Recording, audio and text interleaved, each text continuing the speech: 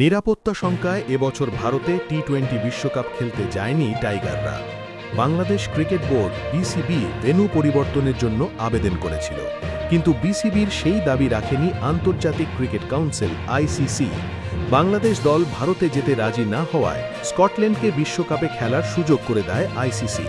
তারপর থেকেই শঙ্কা দেখা দেয় 2028 সালে টি-20 বিশ্বকাপে বাংলাদেশ দলের সরাসরি খেলা নিয়ে। তবে আজ সেই শঙ্কা দূর করে দিয়েছে বিশ্ব ক্রিকেটের নিয়ন্ত্রণ সংস্থা আইসিসি। আইসিসির সংবাদ বিজ্ঞপ্তিতে বলা হয়েছে 2028 টি-20 বিশ্বকাপে খেলবে বাংলাদেশ। অস্ট্রেলিয়া নিউজিল্যান্ডে হতে যাওয়া আসরটিতে বাংলাদেশের অংশগ্রহণ নিশ্চিত হয়েছে র্যাঙ্কিংয়ের ভিত্তিতে।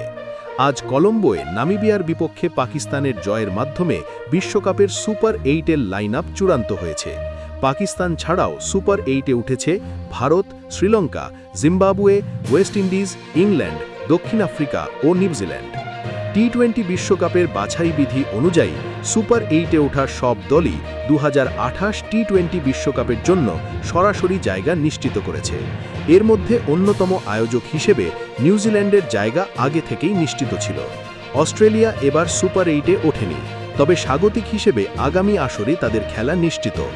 আইসিসি জানিয়েছে 20 দলের টি-20 বিশ্বকাপের বাছাই পর্বের মাধ্যমে উঠে আসবে 8টি দল।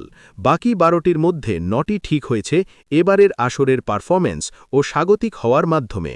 অন্য 3টি চূড়ান্ত হবে টি-20 র্যাঙ্কিংয়ের ভিত্তিতে। আগামী 9 মার্চ অর্থাৎ ফাইনালের পরদিন র্যাঙ্কিংয়ের হিসেব অনুযায়ী এই তালিকা চূড়ান্ত হবে। তবে বাংলাদেশ, আফগানিস্তান ও আয়ারল্যান্ডই ওই 3টি জায়গা নেবে।